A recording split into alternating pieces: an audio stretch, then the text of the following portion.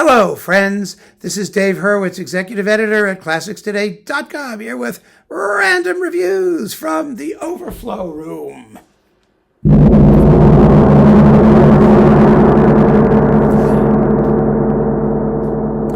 Well, we're continuing our survey of Nielsen symphonies and other things, Carl Nielsen more generally, actually. And here's today's clump. There's the clump with all kinds of interesting stuff. Nielsen is such a good composer, and he's so neglected. Partly he's neglected. It's the Danish people's fault, Danish people out there, because typically, there's this sort of false modesty.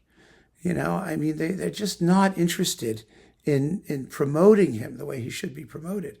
Although, I've been asking Da Capo for centuries, when are you going to do a complete Nielsen edition?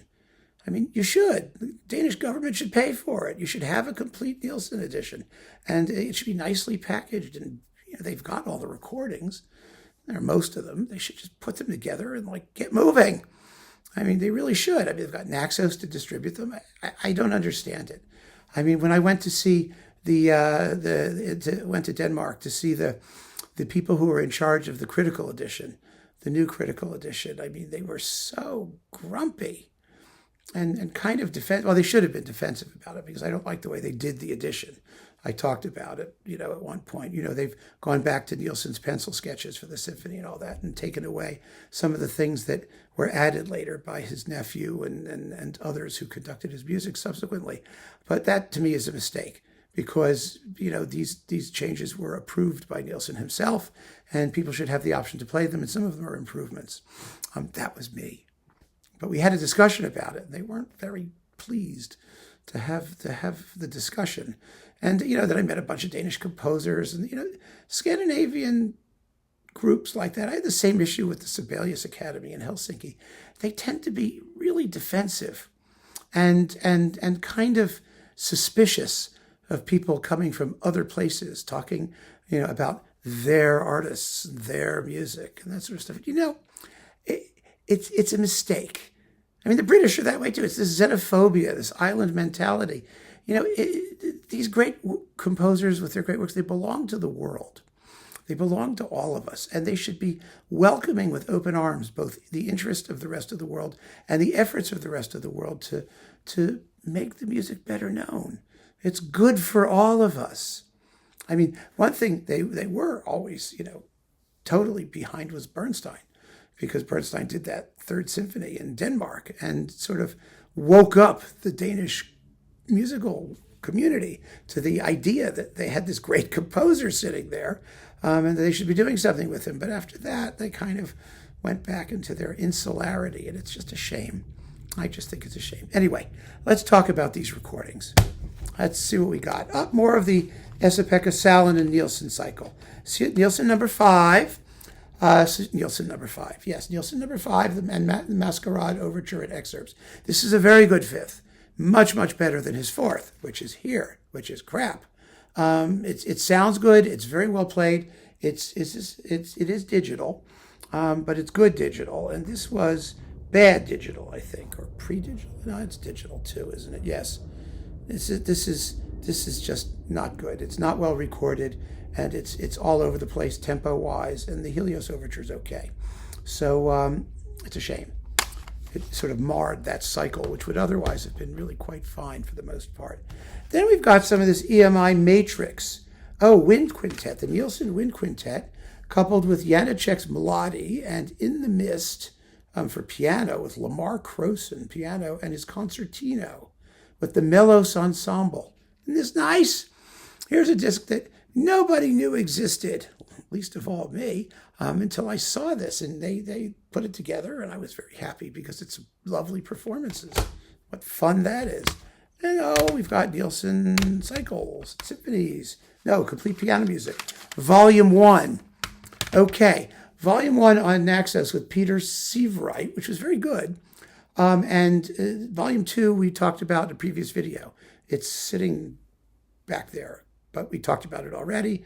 It's a nice collection of some absolutely wonderful pieces. I mean, people don't know these. The humoresque bagatelles are delightful. The chaconne is like a major, imposing piano work. Let's see what else have we got. The Symphonic Suite, Opus 8, which is one of his early piano works, a big one. Good stuff.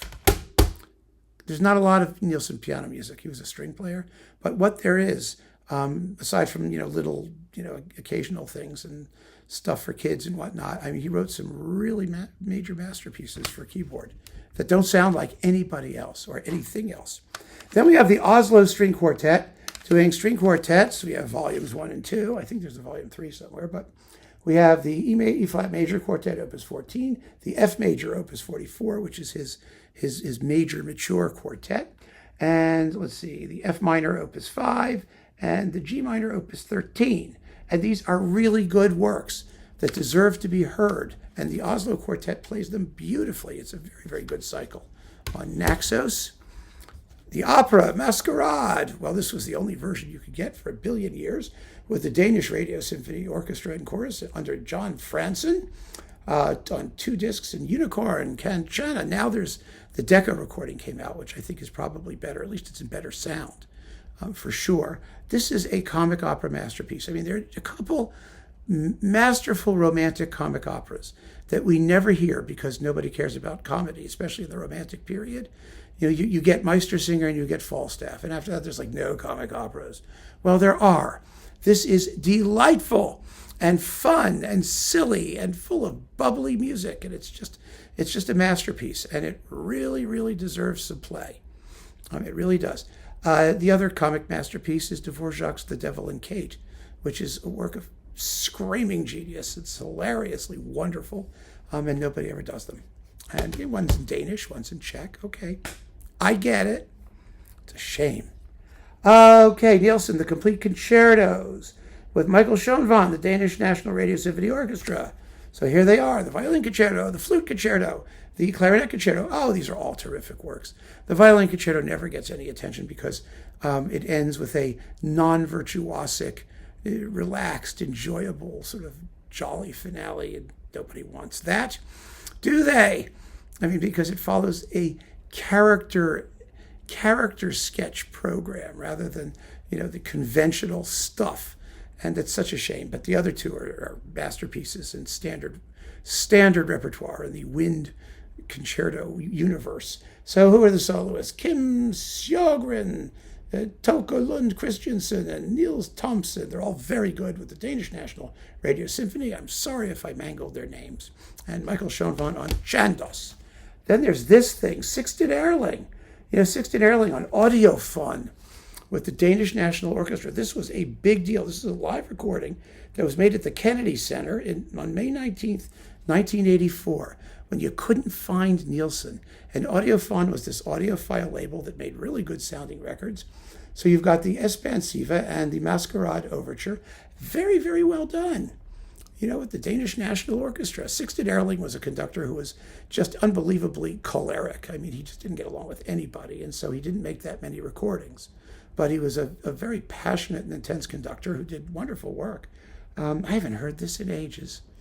I want to go listen to it now. I really do. See if it's as I remember it. It's a really good live recording. I remember that.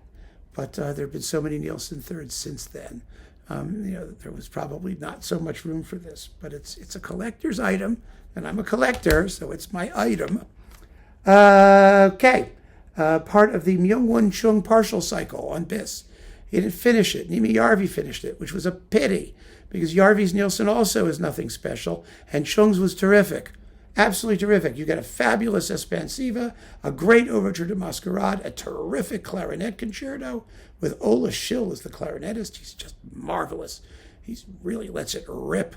Lets that orchestra, that lets the instrument scream and squeal. The sonics are fabulous in this cycle. It's the Gothenburg Symphony under Myung-Won Chung, and I just wish he hadn't decamped. He quit and moved to Deutsche Grammophon and screwed BIS and us out of what could have been an absolutely reference-worthy Nielsen cycle. Big mistake. Then, last but not least, Herbert Blomstedt with the NHK Symphony on the NHK Symphony Orchestra label from Japan, doing Nielsen 3 and Nielsen 4. These are typical Blomstedt performances. We know his Nielsen, right? We know it very well. The third is quite well done. The fourth, I've never approved of his handling of the very end of the symphony. I mean, it's a very good performance. Who am I kidding?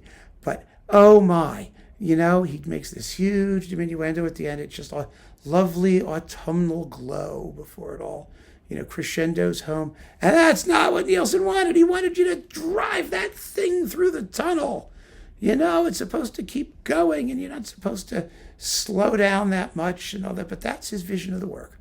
So, hey, he's one hell of a Nielsen conductor. I accept it. I accept it even if I don't particularly care for it.